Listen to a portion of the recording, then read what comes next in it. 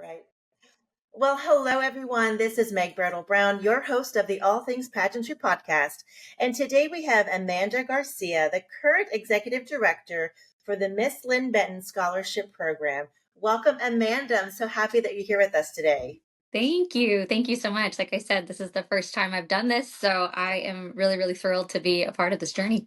Yes, thank you so much. And you know what? I think you're probably the first director, pageant director I've interviewed. I've been wanting to interview some directors too Ah, to help, promote their pageant and yeah. and whatnot, and also kind of tell about their pageant journey. So I'm so excited to have my first director on the show. So Oh, thank I'm excited too. Then I didn't know that, but I'm excited to be your first one. So that'll be in any publicity we can get for our local pageant. I'm Yeah, really excited for. exactly. So while we're talking about the Miss Linn Benton Scholarship Program, tell us about that system and what it's leading up to. Obviously, the Miss America, but Yeah. how does it work? What do y'all do? And then Yeah. a little bit more about how that system goes. Yeah, of course. So it is a preliminary for the Miss America pageant, and Miss America is under new leadership now and will be held in Florida, which is very exciting for our ladies. This preliminary pageant is actually, so it's brand new, and I just started it after I hung up my own heels in retirement and decided, I really want to foray into being a director because I've always loved what pageants have done for me, for my life, and the personal development that I've grown as a person because of my journey with pageants, that this was something I really wanted to provide to women around my county, especially since there's just so much excitement around, education, talent, all these different fun things. Miss America is such an iconic title that I felt like we had to have one in our county. So we're starting the Miss Linn Benton pageant, and it is a county specific title where the ladies from Linn and Benton County here in Oregon are able to compete to represent their community at the Miss Oregon pageant. So once a title holder wins Miss Linn Benton, they'll go on to Miss Oregon and compete for Miss Oregon. And if they are lucky enough to win Miss Oregon, then they get oodles of scholarship, which is awesome. But then they also get to go on to Miss America. And our current Miss Oregon right now is Abigail Hoppy, and I adore her simply because, first of all, she's just amazing, but also she's a type 1 diabetic, and I am too. And that was my whole platform when I competed. So being able to be a part of a system where our representative for our state is a type 1 diabetic and representing something very near and dear to my heart, it gives it kind of an added flair too. Yeah, exactly. So how did you become the executive director? Was there an ad? Did someone contact you, or did you just say, "I want Yeah. to do this for my community"? Yeah, so I competed in the Miss America system as well when I was younger, and I did it for scholarships. And I was Miss Lane County. I got to go to Miss Oregon. I met all of the people there, fell in love with pageantry, as one does. You compete, and then you're like, I've got the bug. I need to keep doing Mhm. this. But I fell in love with pageantry. I was able to pay my way through school as well. And when I got married and I was done competing, well, at least I thought I was done competing, I always had this dream of like going back and being able to provide kind of that opportunity for women like myself in that time of their lives. And I grew so much because I was able to learn, interpersonal skills. I was able to communicate with others. I've been able to get every single job that I've ever applied for simply because I'm really, really comfortable with interviews. And that is 100% due to my involvement with pageantry and the Miss America system, because I know, their interviews are nothing to sniff at. They're very, very, they're pretty rigorous sometimes.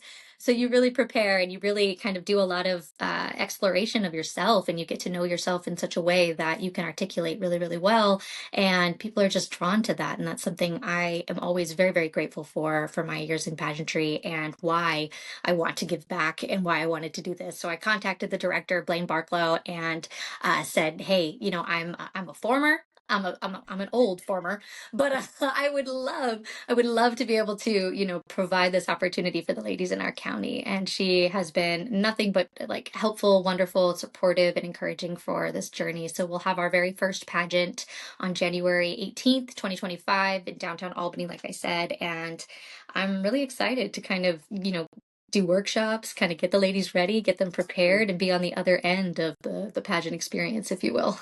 Yeah. Yeah. And the Miss America organization is one of the oldest and one of the most well known Mm-hmm. organizations in this country for sure. Yep. Yep. So it's amazing. And actually, one of my first pageants as a teen, I competed in the Miss York County Uh, organization that led up to Mrs. or Miss Pennsylvania. And so yes. I love the Miss America pageant. That was one of my favorite because, one, they focus on, like you said, education, and they also Hmm. talent, and I'm a singer. Yes. So it always was a nice Oh, you part. sing Like, too? yeah. Oh, I did. That was my talent as well. You'll have to tell Oh, me what your okay. favorite song was Okay. then. Like, Yeah. Usually mostly show tunes. oh yeah. Gosh, the last song that I sang at a pageant was Maybe This Time from Cabaret. And Oh I my. love, I give it a lot of feeling Oh, behind that. And oh yeah, yes, you can, but still, I'm getting goosebumps just thinking about it. Oh, I love that song. yeah, Oh, yeah. So and then what song? Glee redid it too, and I was like, oh, this song, I love it. And sometimes it's like some of those really emotional, Mhm. heartstring pulling songs. Like I get so emotional, I can feel myself about to cry, and I'm like, nope, rein it Right? in. You gotta perform. You gotta do this. But that's what I love about singing as a talent though too, is that you can put so much emotion behind it and people just like they feel it too. You can feel it. Like you get goosebumps, you get like chicken skin, whatever you want to call it, but you're like, "Ooh, I feel the emotion behind that."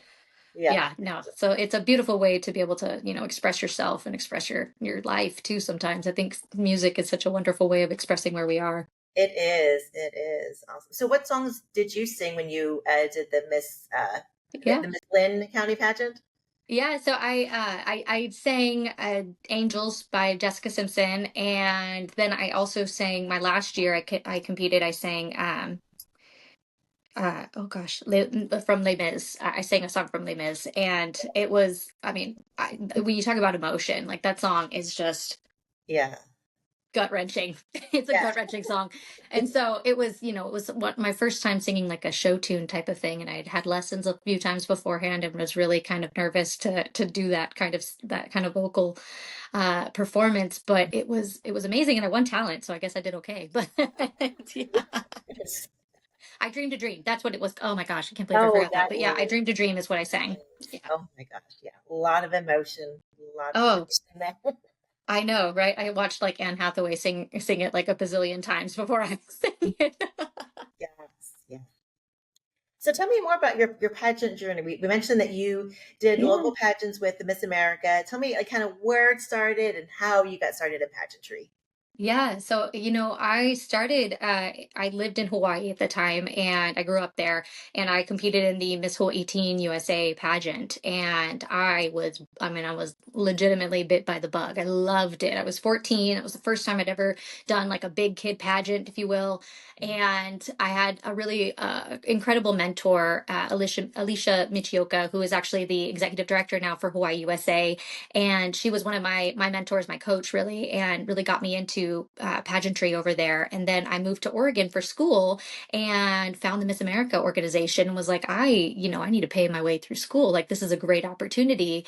And there was talent, so I was able to sing as well. And then I met some really amazing people within the Miss Oregon organization. Actually, the woman that I was crowned with, because we had at our local pageant, we had three title holders, and the woman I was crowned with ended up being, I mean, she's my best friend. She was my maid of honor at my wedding, and is actually now the director for the Lane County pageant, and I'm the director for the Linn Benton pageant. So, we've continued our pageant journey full circle, and it's really fun to be able to do that together. And that all started with pageants. But I got involved with Miss America. I was able to compete at Miss Oregon and have that really wonderful experience. And then I got married. I met my husband. I got married, and I had a little boy. And I was like, I'm done. I'm done competing. So I hung up my heels. I thought that was it. And then that same best friend introduced me to the United States of America's Miss Pageantry. And so that was the very first year that they were doing that pageant. And so it was like the inaugural year. We would be the very first class. We would be kind of part of history, if you will, of this really, really with this pageant that has incredible momentum and has just grown exponentially since that very first year. And so I competed with her as a Mrs. and was like, I don't know what I'm doing. I've got a baby at home. Like, what am I doing? But it was great because, once you have I feel like once I got married and I had a little boy, like my life really just kind of revolved around them. And I lost a little bit of like who I was and like what does who is Amanda now? Like now that, I'm a mom and I'm no longer by myself. Um, and competing, I have, this amazing support system behind me. And I like to say that that's really the superpower of being in Mrs. Pageantry versus Miss Pageantry, is that you've got this amazing support system behind you. So like I can go home and like talk with my husband and like debrief and be like, gosh, I don't know about that interview or something. And he gives me, really, really solid feedback, and he helps me with interview, and he helps me with my husband knows my pageant walk, down to which one's my swimsuit and which one's my evening gown, which I feel like is a prerequisite for any pageant husband. Like they got to know the difference between the walks. But I competed at USOA Mrs. Oregon and won that title. I went to their very first nationals and placed first runner up to Danielle Santi Stevens, who is she's incredible. Like it's just an incredible woman. And then I competed at Mrs. Oregon America because I was again I was like, gosh, like this is fun. Like I love being like a miss in Mrs. Pageantry. Like this is fantastic. And it was really a way for me to like center and focus myself and get back to like getting to know me. And I won Mrs. Oregon America in 2023 and was able to go to Mrs. America. And that was such a wonderful way to like end my pageant journey. Like it was just the highlight, truly. It was incredible. Yeah. Awesome. Awesome. So what made you kind of decide, okay, this is kind of the it for the pageant journey? I've learned so much, had so much fun. And then transition into being a, I think you mentioned a little bit earlier, but how did that kind of journey end in order to have this next journey begin? Yeah, yeah, no. So I like I said, I've been competing for quite a few years. I started when I was 14. We don't have to go into ages, but like it's been a while. Like it's been a hot second. So I've been competing for a long time, and I will always love it. I think the rush that you get when you're on stage is truly, you can't beat it. You can't match it either. It's just such a fun experience. And I've always loved surrounding myself with people that challenge me to be better too. And I think that there's nowhere better than in pageantry to surround yourself with women who are incredible go getters, who are incredibly motivated and very community driven. And so that's always going to be on my heart and something I'll miss. But, I did promise my husband that after Mrs. America, I would finally be done and I would hang up my heels. And that was a huge goal for me. Like Mrs. America, we talk about Miss America being like an incredibly iconic title for married women. Mrs. America is incredibly iconic as well. It is it's the oldest Mrs. pageant in the United States. And so being a part of that, and their motto is we are family. And you know as a title holder, as a miss, like you can go all over Kingdom Come and do title like appearances and promote and do all these wonderful things. As a mom, especially with young kids, like my kids are 7, 3, and I have a 3-month old. So it's I can't go too far sometimes. Like there's not a lot of travel. So it's really become a lifestyle for us where it's like I've been able to introduce my kids to community involvement and community service and get them involved in their community and show them that love for the people around us and how we can give back. And that's what I've loved about the Mrs. Pageantry is that, especially with Mrs. America, is that they don't dictate which appearances that you go to. You are really kind of the captain of whatever appearance you decide to appear at. And I chose ones that were family oriented so that I could really bring my kids and I could represent like what married women are today. We have kids, and I'm not going to like push them to the side and like go and do these different things. No, they're a part of my life, and they really build me up, and it's a wonderful experience for not only them to experience community involvement, but also to see their mom, achieving a dream and working towards something. And they've learned to win with grace and to lose with grace because of watching like my foray into pageantry. And I really love that those lessons are things that we can talk about today.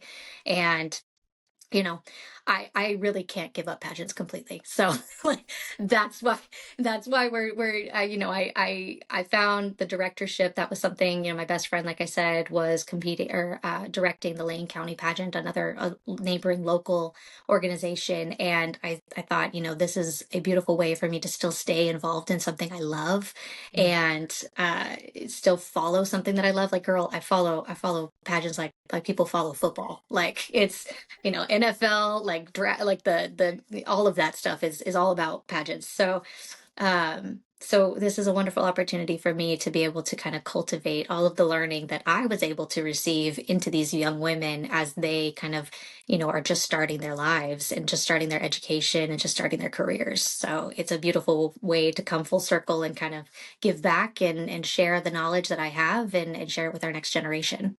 Yeah, yeah, absolutely.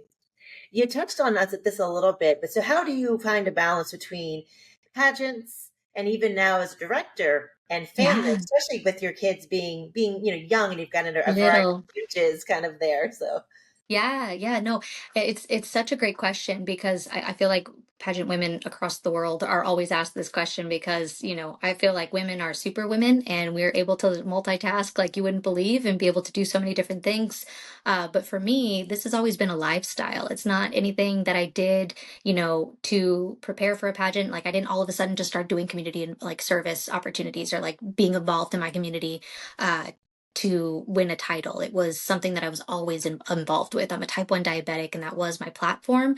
And my kids live that every single day. They live with a mom who will have low blood sugars and can have like a very serious emergency situation. And my poor son has learned to like grab Capri Suns when mommy isn't feeling well and like come and bring it to me so that like he can help me. I can, bring my blood sugars up and be normal again.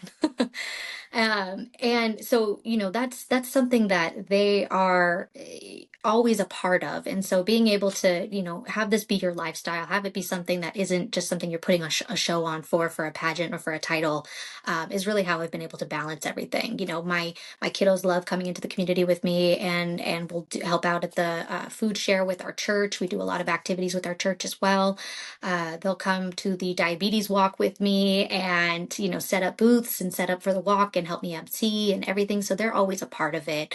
And that's really how I've been able to do all of this is just that, they're along for the ride. And my little one, who's 3 months old, I'll be there with the front pack, her yeah, inside and directing and ready to go. So she'll be right on board for it. And another thing that I love about the preliminaries for Miss America is that we have a little sister program, and it's a mentoring opportunity. So my little girls are going to be able to grow up in the pageant world and get to know these really incredible role models in the Miss America system. And that to me is what I'm most excited about too, is being able to watch them grow and watch them learn and be exposed to these incredible women and let them know that, women are a foundation and we're here to support each other, to lift each other up, and we don't tear each other down. And that's really what I hope for them and what I love about kind of the directorship and how they'll be involved in everything too. yeah. I was going to ask if any of your children were little girls enough to like be excited or be interested in pageantry, but I remember that the Miss America system has that younger mentor program. So. Yeah. Yeah. So my daughter is, oh my gosh, my daughter is all things princess. She is obsessed. Like that girl, she is me to a T and I love it.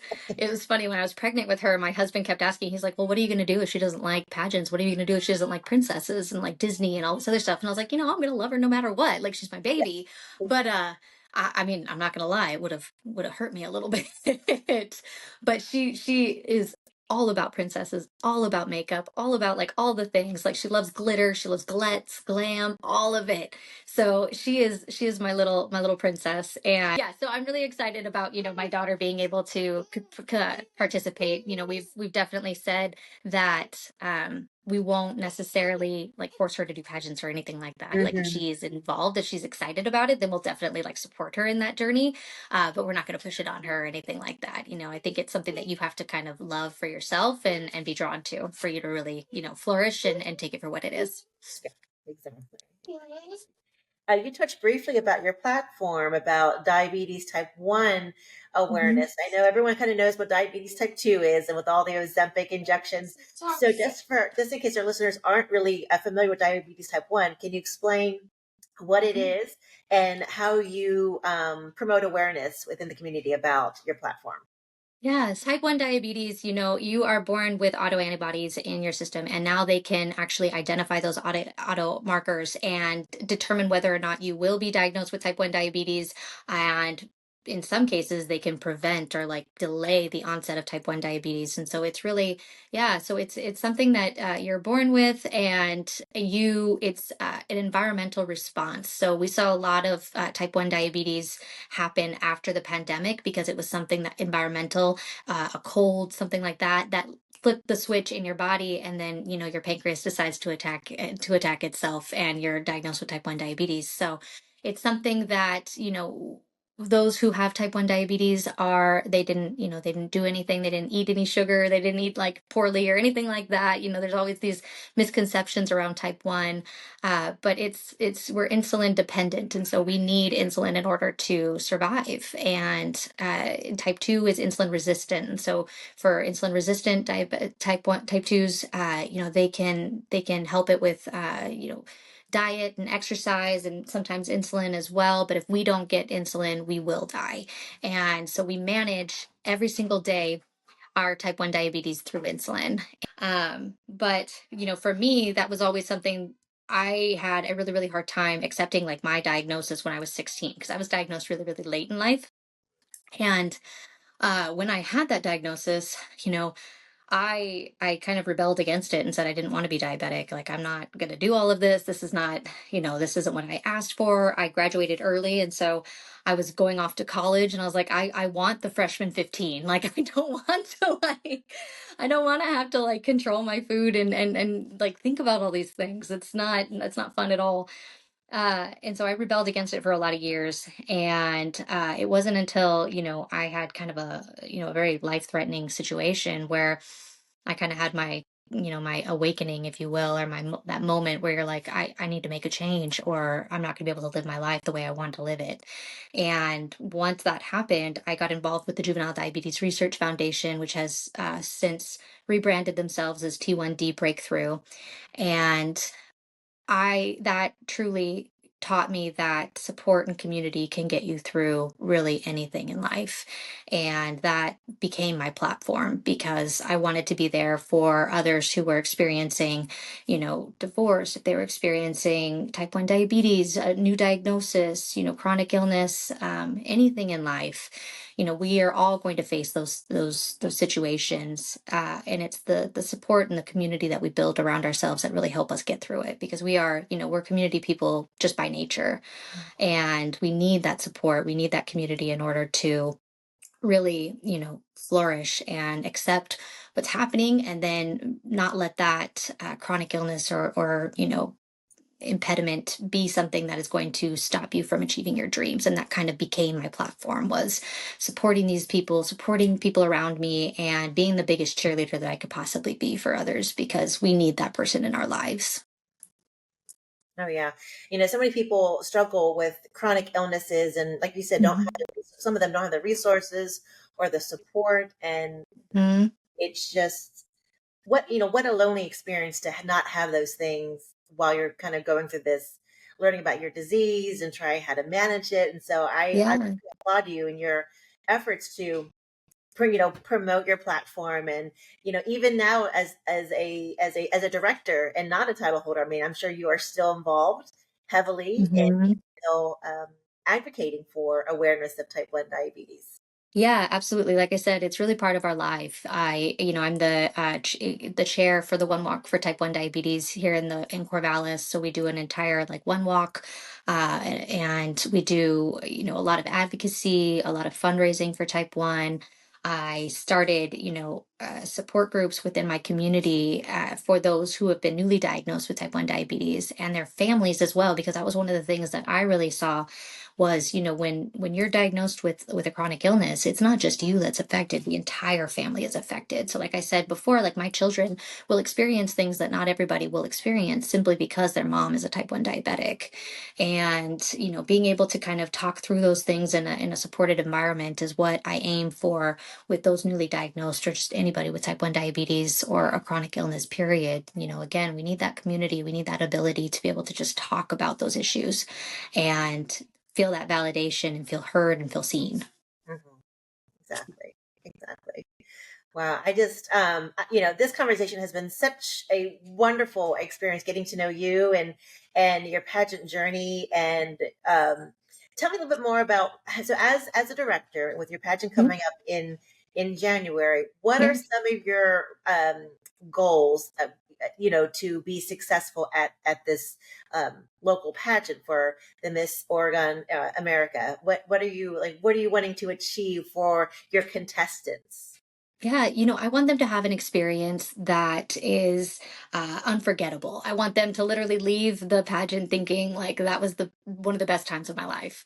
Like I had a blast. I was super supported. I knew everything going in. Like I don't want anything to be a surprise. So we have several workshops lined up for the ladies that are bonding opportunities because truly that sisterhood is really what it's all about, and being able to meet people that really encourage you and lift you up and challenge you as well. So we have workshops for that sisterly bonding, and then also to learn like the choreography for the opening number, to practice interview, to do community service and do a community event so that we're all together and getting our name out there as well, but also giving back to our community.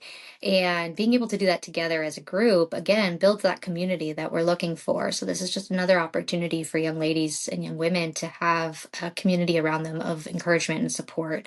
And once we have our title holders, I'm really excited to award a pretty top scholarship. That's my biggest goal, is that they have an incredible experience, and win, lose, or draw, they loved the experience. They loved the people that they were surrounded with. And for those ladies that were able to, walk away with the title, that they got a huge scholarship, like that is so key. It's going to help them in their education. It's going to help them, in so many ways. And my biggest thing too is that there are no barriers to being able to compete in pageants, because, pageantry can become very, very expensive very, very quickly. And we are constantly bombarded with all those different like coaching and dresses and couture and all these things, which are fabulous. Don't get me wrong. Like I've had my couture gown too, but that's not needed in order to win and to be a successful title holder. Like you don't need those things in order to win or to be an effective title holder and somebody who is inspiring to others. And that's really what I want to cultivate in our young women, is that you don't need a crown, you don't need a sash in order to be an inspiring person. If you can touch the lives of just one person, like you are already a queen, girl. And being able to offer that to all of our ladies and ensure that wardrobe is not a barrier. I've got like a whole, like I said, I've been competing for a long time. I've got a whole closet. So, I loan out the gowns, like making sure that wardrobe is not a barrier to being able to compete, that finances aren't a barrier to being able to compete. These are young college women. Like, I want to make sure that it's accessible to everyone. And that's really what I'm looking for, is just the overall experience. Like you were saying about the petite system, like you just loved how, fun it was and how supportive it was and exciting. That's what I want our women to come away from this experience feeling as well. And, hopefully we've got all the right ingredients for it to be a pretty spectacular event. Yeah, well, I'm sure it will. So, are you still accepting applications? And Yeah, yeah. So we just started recruitment. Our website is www.misslinnbenton.org, so .org, and we have our application on there. They can fill out an application and get started with us, because it's going to be an exciting journey, and we'll start workshops pretty quickly. We have a Zoom informational meeting on November 1st at 5 p.m. Pacific time. So that's a wonderful way to kind of get to know this pageant system and have all of your questions and things answered about the organization too. well, awesome, awesome, Amanda. Again, thank you so much for coming on the show. I am still excited about this. Is my You're one of my first director to be a guest on the show, because I really feel like it's great to hear pageant journeys and Yeah. the title, but it's also good to hear on the other side of what it means to be a director and what are the director's goals for the upcoming pageant. So I appreciate your time, and I appreciate your experience through pageantry, as well as um, you know you and your upcoming pageants coming up in January. So Thank you. Thank you so much. No, I really appreciate, I love podcasts like these because they allow, women like myself, title holders, to really get their name out there and to get kind of their ambitions and their advocacy out there in their platforms. So thank you for all of what you're doing for us too, because it's truly very, very helpful. Like, social media is the way of the world these days. So it's really, really great to have that. Yes. Okay. Well, you have a great Sunday. Thank you so much. Thank you. Bye.